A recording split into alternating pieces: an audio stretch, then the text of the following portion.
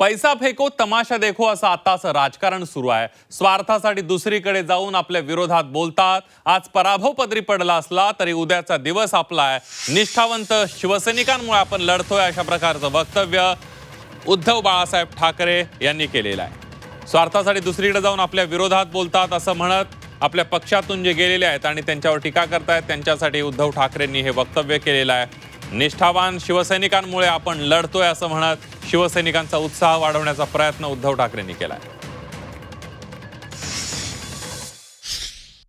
कधी काही मागायला शिवसेना प्रमुखांकडे आले की मला तिकीट पाहिजे, मला हे पाहिजे, मला ते पाहिजे, नाही दिले तर रुसले किंवा कुठेतरी विकासात चालले, कुठेच नाही। अगदी कट्टर कार्यकर्ता शिवसेना प्रमुखांचा वाहून घेतलेला शिवसेनेला निष्ठेने बांधून राहिलेला आणि अशी माणसं की मिळत नाही, ती वेळी येते। म्हणजे आताचा जो काय काळ आहे, असतील शिके तर जमतील होते, त्यावेळेला अनंत गीते हे वेगळे दिसतात। कारण आताचं राजकारण असं चालतं की पैसा फेको तमाशा देतो आणि मग काहीतरी स्वार्थासाठी जायचं आणि दुगाण्या उद्धव ठाकरेला जळत आहे निवडणुकीला तयारी।